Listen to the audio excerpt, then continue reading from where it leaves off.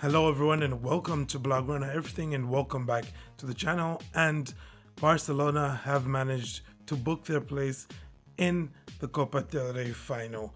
They did so by really just doing an Atleti special on Atleti at the Wanda Metropolitano. The 1-0 this time around. Now, was it just a 1-0 kind of game? No, it wasn't really. This is probably one of the more entertaining type of 1-0 matches you're going to watch, and it's really a game that could have had way more than just the one goal, because we've seen the past two fixtures between these two teams give us what, 14 goals in total, something like that, which is crazy. Yeah. But this time around it wasn't that many goals involved. It was just a one goal coming courtesy once again of El Tiburon, the predator in the box, the shark himself, Ferran Torres, after what was just a wonderful piece of play set up by Lamine Yamal. And really the way this game played out from pretty early on, I think the mistake that Atletico made in this match is that they let Barcelona lead. They tried to react. They tried to let Barcelona be the protagonist, especially in that first half. And look, this isn't the Barca team that you want to do that against, okay? If it was the Valverde team even, or even just Xavi's team, it's fine. You can let them be the protagonist. They might not hurt you so much. With this team right now, they're just always going to create something out of nothing, and that's exactly what we saw. And even just from pretty early on, this could have been an ugly one for Atleti, because Azpilicueta could have very easily been sent off. The referee in the end and VAR having to intervene to, change his card from like a red to a yellow. And personally, I think it could have been a red. Honestly speaking, it would have been a red. If it wasn't overturned, I don't think anybody could be complaining about the fact that, Azpilicueta would have been sent off pretty early on in the match. And in as much as I think that could have played in Atleti's advantage, they do want to have their backs against the wall and to, have a chip on their shoulder. But having said that, they also likely could have been blown away, especially with the way Barca was in that first half, just dominating everything. Pedri and De Jong were on the ball and they were recycling it like crazy, and it was difficult for Atleti to get a foothold. And like I said, it all happened because that's what Atleti decided to do, basically. Now, on the Barcelona side, you did see quite a lot of rotation in this one.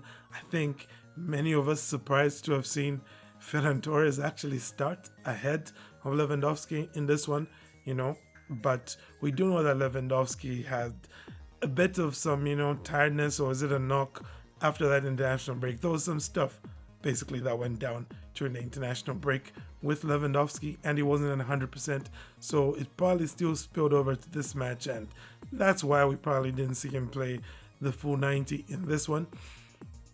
But having said that, there were some pretty good showings here from the guys who came in as rotation pieces. Your Fermins coming into that midfield did pretty well. They acquitted themselves well.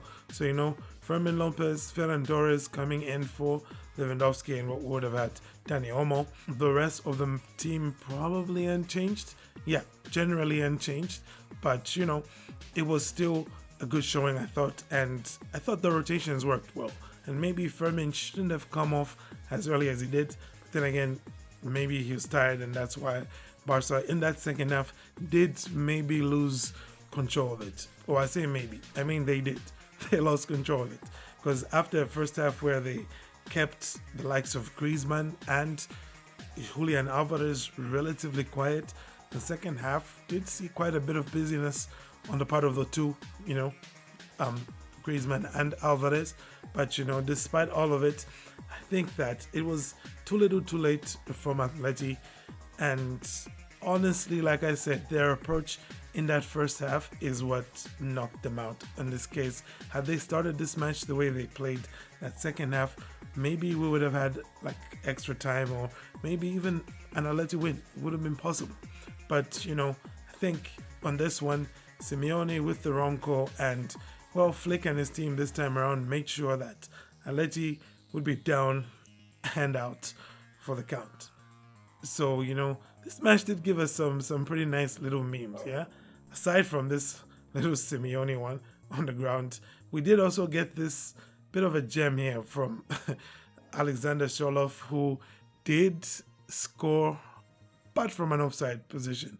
I think he probably just expected that he's going to score against Barca because he had been on a hot streak, 6 games in a row scoring against Barca. I'm sure he was pretty confident in making it 7, and I'm sure he was pretty confident he had. But it's just the way that the look on his face changes from a smug face with a smile to just looking over at the linesman worried, and it's like, yep, my guy, you're offside. And beyond that moment, to be honest, Atleti didn't really create much more that would have made you think, especially towards the end of that match, that they needed to score 2 goals to go through in this. And that's probably where, once again, a downside is for them. But for Barca, it's definitely an upside. A clean sheet, a bit of a rarity, with this kind of highline Barcelona play. But it was well deserved. And I mean, sure, Tech didn't have much to do between the sticks. But hey, I'm not going to be complaining. So the outcome from all of this is yet another El Clasico. That's right, because we do have an El Clasico in May that it's looking like it's going to decide the title race. But before that one, we're going to have one at the end of April now, the Copa del Rey final, which is going to decide, obviously the winners of the cup. So that's going to be quite the thing, But as for Barcelona, I am a bit worried with how gassed some of the players looked towards the end there. I mean, we do know that this is their 3rd match in 6 days, playing a match every 2 days. And it's going to continue at this pace because their next match is on Saturday. That's going to be in La Liga against Real Betis, who is an intense team. And after them, you're getting another 2 days again of rest, and then you're playing Dortmund in the Champions League. So, it's going to be pretty grueling for Barca over the next few weeks, especially with that El Clasico coming around the corner. And for now, we're just hoping that the players can stay healthy, It was good that we at least got to see some rest for a change here for Yamal. He didn't play the full 90 minutes. Happy for him, He is deserving of a rest. But, there's so many other players as well who need that rest, and it's just hard to see where they're going to get it. So, you do understand why someone like Rafinha was given basically the past 2 games off by Hansi Flick. And man, it's really going to be a huge miss not having the likes of Casado, not having the likes of Dani Olmo available because they're out injured. But hopefully Christensen can return and he can help take some of those minutes of guys like Pedri and Frankie, who, like I said, first half they dominated, but in the second half you could see that they were starting to tire just a little bit, and you're going to need to keep those guys fresh for the rest of the season. Anywho, that's basically that, guys. There's not really that much else to add. It's not the typical match review, but it's more of a match reaction. Let me know your thoughts though in the comment section, and what do you think is going to happen in that El Clasico. But aside from that, I thank you all for tuning in. To have a great day, and Forza Barca.